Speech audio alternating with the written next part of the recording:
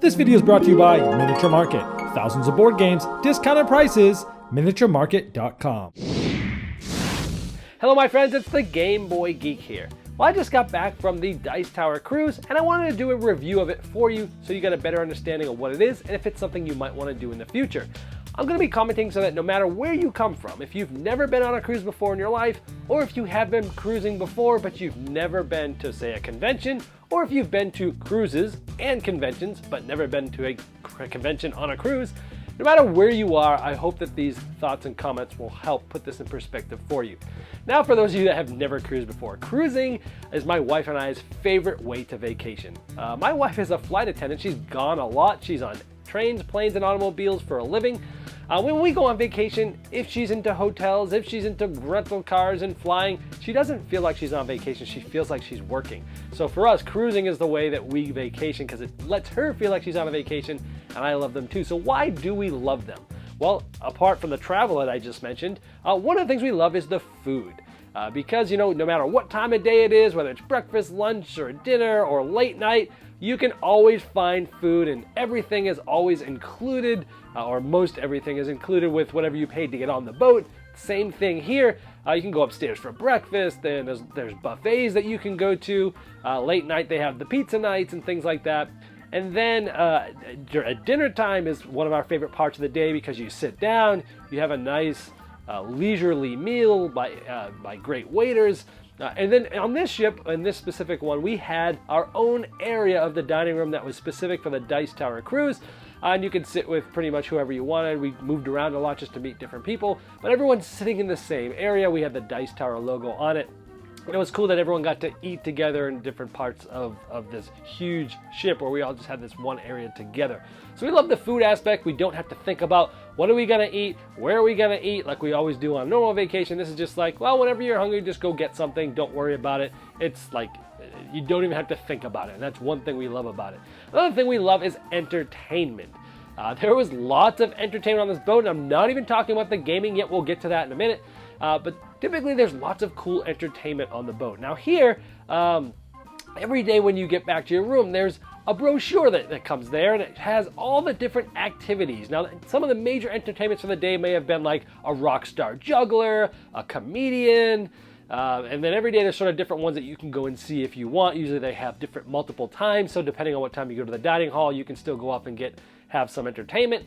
So there's lots of big shows, but there's also little things going on as well. So when you look through the different thing, and ours actually had the little Dice Tower logo on it too, which was really cool. But then on the backside, it literally had all the little smaller entertainment things, which was lounge music at different spots. We went to a piano lounge a few times. That was a popular spot to hang out in. So any type of music or crafts or anything that you think of that you might want to do, you can do there.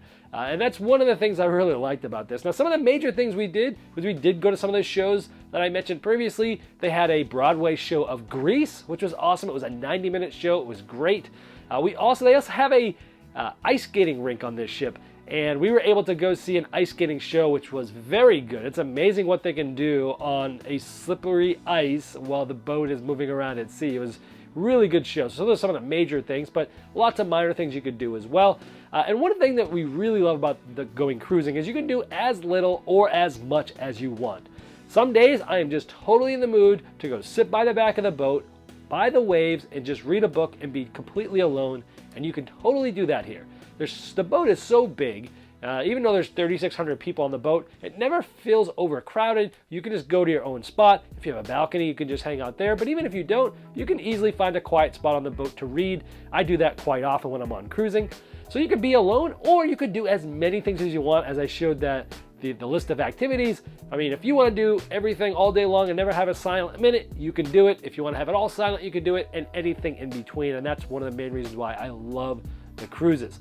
I also love visiting ports and doing excursions. So this trip we went to Costa Maya, which was in Mexico. It was a really cool newer port, and my wife and I, we got there and went to the Mayan ruins. We got to see some very interesting they had excavated back some ruins here. They showed us some that weren't yet excavated, that they were starting to think about excavating. We got to learn a lot of the history of it. It was just a really cool thing to see that I wouldn't have seen normally. But one of the things that, and of course, the excursions cost a little more. They're extra, but they're almost always worth it, in my opinion.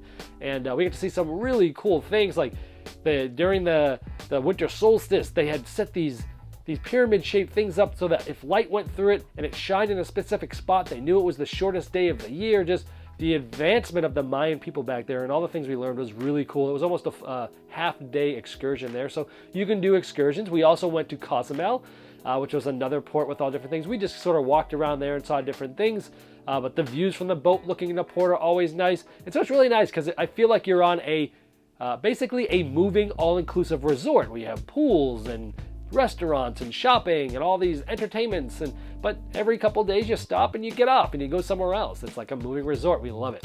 Now specifically, how was this cruise? Well, let's talk about the ship.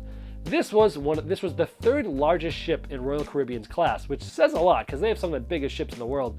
And this ship was the Independence of the Seas, and it was amazing. I mean, this ship blew my mind. I've been cruising a lot. My wife and I, she's probably cruised more than 10 times. I've cruised about 7. And this was the nicest ship that we had both been on. The middle row of this ship, you walk through it and it was like you're in a mall. You're walking through, there's all sorts of shops. There's coffee shops and ice cream shops and an Irish pub and a New York Slices pizza place and all these different things. But they also at nighttime had events there. One night, well, they had a Christmas tree there. They had, pictures with the captain and such. But they also had one night where they had dancing party in the street, and people would, Santa came down and he was up doing the Christmas tree lighting. And then another night they had a big dance party there, and it was amazing.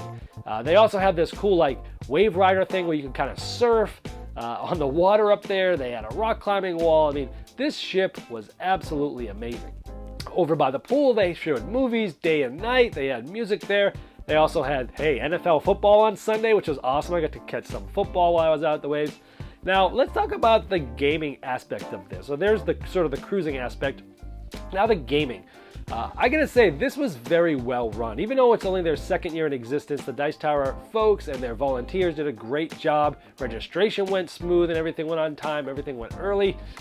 They had their own gaming conference. Essentially, it's their big conference center on the ship.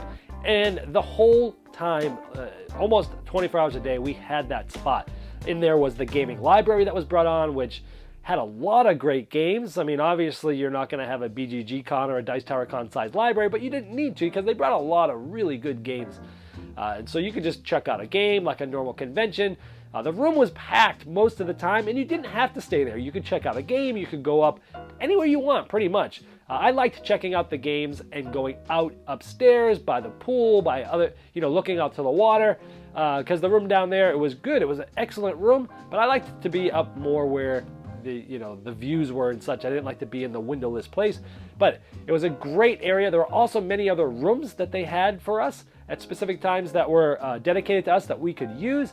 So at night, there was a really good lounge up to the top called Oliver Twist, and another room that they got available during the cruise for us to go on. So there was lots of spots.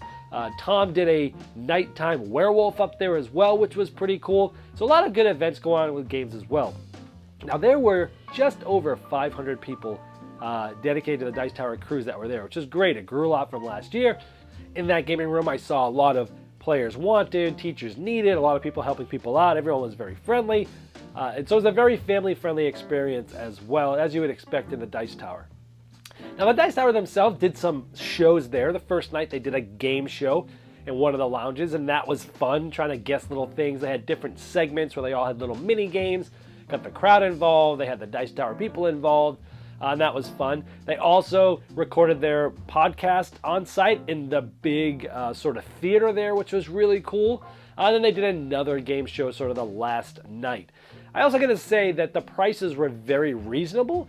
There wasn't a lot of markup. Sometimes you go on these specialty cruises where you're kind of in with a group, and sometimes they run the prices up to make a profit, and that's clearly not what they're doing here. They're just covering their costs, making sure they can get their own people on to help and things like that. It was a great value there. So overall, This was an amazing experience. Was there anything I didn't like? This is a review. I always do pros and cons no matter what I'm reviewing. And I've cruised 7 other times, all of which have been only on one other cruising company called Carnival. I noticed that the food quality at the Royal Caribbean ship wasn't nearly as good as I had experienced in the past. Both my wife and I felt it. Some other people we had talked to that had been on other cruise lines had felt it. And some people that had never been cruising before had thought it was going to be better. But that's a minor thing because the experience was just great. So overall, this was an amazing experience. The next one I believe is going to be in February 2019. Just the way it works, they're going to make it in a time that's not so close to Christmas and people can go. My wife and I are already discussing the possibility of going there. We definitely both want to go. We want our friends to go. And so it was a great time there. So if you're trying to go to a convention or a cruise/convention and you want to interact with the Dice Tower people in a smaller environment than, say, a huge convention, this is definitely a really great place to do it. There were other publishers there. We got to obviously hang out with Stephen Bonacore and some of the other publishers out there, the CGE and Arcane Wonders and such. So if you're looking to have it feel like a small board game convention but on a big ship and sort of be in a family atmosphere, definitely one I would suggest you checking out. So I highly recommend the Dice Tower Cruise to anybody that has not cruised, has cruised before, or any spectrum. Look into this for 2019. This video was sponsored by Miniature Market's Review Corner. The Review Corner features podcasts, video, and written game reviews by gamers for gamers. Miniature Market, the online gaming superstore. Thousands of board games, discounted prices. Check them out at miniaturemarket.com.